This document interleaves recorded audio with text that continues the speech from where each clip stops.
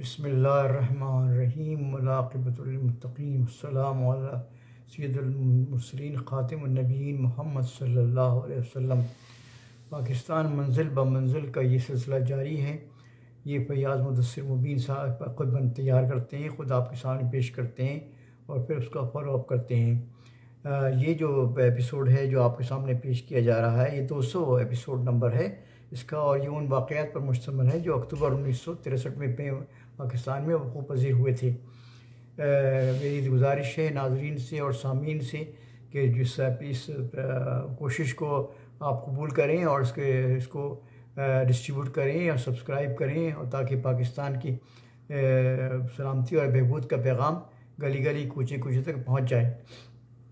آج جو واقعات آپ کے سامنے پیش کی جا رہے ہیں وہ اکتوبر 1963 میں ہوئے تھے۔ اکتوبر 1963 کا سب سے اہم اور مشہور واقعہ پاکستان میں اسلامی یونیورسٹی بھاولپور کا قیام ہے۔ 9 اکتوبر 1963 کو صدر ایوب خان نے بھاولپور میں پاکستان کی اولین اسلامی یونیورسٹی کا افتتاح کیا۔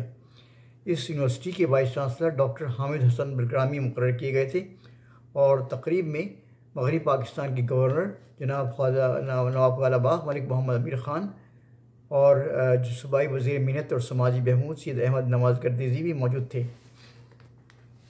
اکتوبر 1963 کا جو اور مشہور واقعہ جو ہے وہ ہے کہ پاکستان اور روس کے درمیان فضائی معاہدہ ہوا۔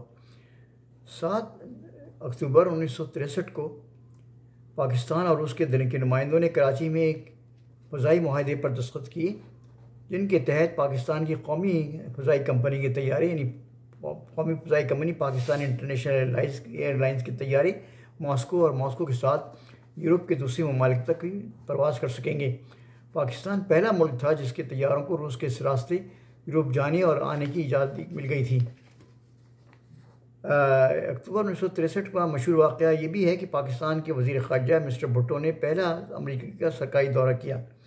اکتوبر 1963 میں پاکستان کے وزیر خارجہ مسٹر بھٹو نے پہلی مرتبہ وزیر خارجہ کی حیثیت سے امریکہ کا دورہ کیا۔ اس موقع پر 4 اکتوبر کو ان کی ملاقات امریکہ کے صدر جان ایف کینیڈی سے بھی ہوئی۔ اکتوبر 1963 کا ایک اور مشہور واقعہ مصریوٹ بند کا افتتاح ہے۔ 1 اکتوبر 1963 کو صدر ایوب خان نے راولپنڈی سے تقریباً 8 میل کے فاصلے پر مصریوٹ بند کا افتتاح کیا۔ یہ ایک چھوٹا سا بند ہے جو راولپنڈی کے 500 ایکڑ رقبے پر پھیلے ہوئے باغات اور سبزیوں کے کھیتوں کو سیراب کرنے کے لیے بنایا گیا ہے۔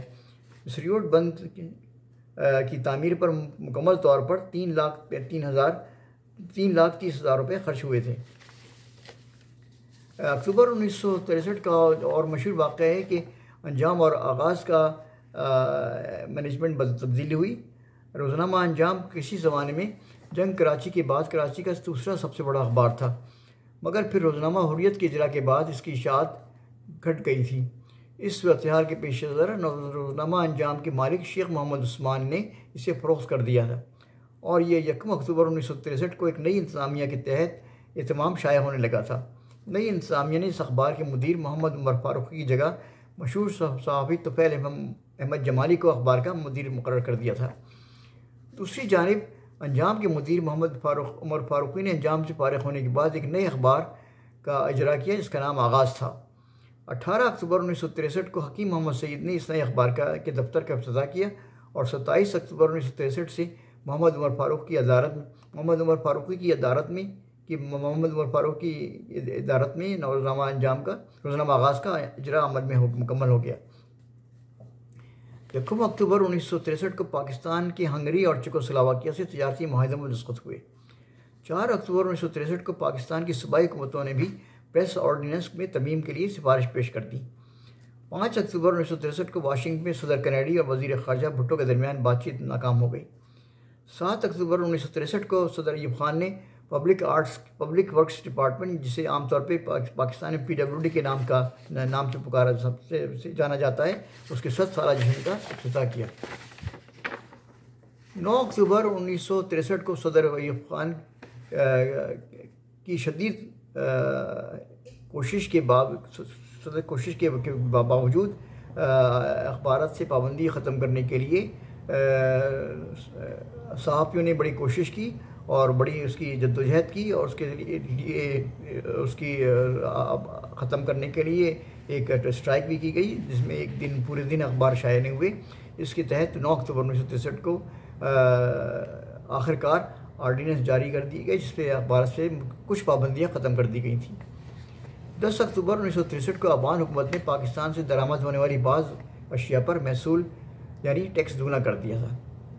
11 اکتوبر 1963 کو پاکستان کے اور چیکوسلواکیہ کے درمیان فضائی معاہدے پر دستخط ہوئے، جس کی وجہ سے پاکستان کی انٹرنیشنل ایئر لائنز اور چیکوسلواکیہ انٹرنیشنل ایئر لائنز جو دونوں ملکوں میں سفر کر سکیں گی۔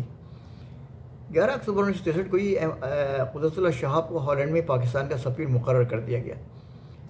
12 اکتوبر 1963 کو پاکستان نے بھارت اور چین کے درمیان میک موہن لائن کے جواز کو چیلنج کر دیا۔ اس سلسلے میں جنرل اسمبلی سے وزیر خارجہ بھٹو نے خطاب کیا۔ 20 اکتوبر 1963 کو کراچی سے 150 میل دور 3 مال بردار بھارتی جہاز انجن فیل ہونے کی وجہ سے سمندر میں غرق ہو گئے۔ ان کی بہت مینٹیننس نہیں ہوئی تھی اور وہ بڑی خراب حالت میں تھے، اس لیے وہ انجن ان کے فیل ہو گئے اور اس لیے وہ تینوں جہاز جو ہے وہ سمندر میں غرق ہو گئے۔ 20 اکتوبر 1963 کو مسعود نبی نور کو کراچی ڈیولپمنٹ اتھارٹی KADA کا ڈائریکٹر جنرل مقرر کر دیا گیا۔ 28 اکتوبر کو مرکزی وزیر صحت، محنت اور سماجی بہبود فضل القادر چودھری نے وزارت سے استعفیٰ دے دیا۔ 27 اکتوبر 1963 کو سید امجد علی کو اقوام متحدہ میں پاکستان کا مستقل مندوب مقرر کر دیا گیا۔ 31 اکتوبر 1963 کو ہوئی وفاقی کابینہ نے راولپنڈی میں لیاقت علی خان، شہید ملت لیاقت علی خان کی یادگار عمارت کے نقشے کی منظوری دے دی۔ 31 اکتوبر کو ہی کراچی کے حلقے NW1 سے الیکشن ٹریبیونل نے AM قریشی کی جگہ خالد جمیل کو قومی اسمبلی کا رکن منتخب قرار دے دیا۔ یہ جو واقعات تھے میں نے آپ کے سامنے پیش کی، یہ اکتوبر 1963 میں وقوع پذیر ہوئے تھے پاکستان میں، اور یہ تاریخ کا ایک باب ہے، اور اس میں سامعین سے اور ناظرین سے گزارش ہے کہ وہ اس کو سنیں، اس کو لوگوں کو ڈسٹریبیوٹ کریں اور اس کو تقسیم کریں، تاکہ پاکستان کی سلامتی اور بہبود کا پیغام گلی گلی کوچے کوچے تک پہنچ جائے۔ اللہ تعالیٰ پاکستان کی مشکلوں کو کی مدد فرمائے، پاکستان کی حفاظت فرمائے۔ پاکستان پائندہ باد۔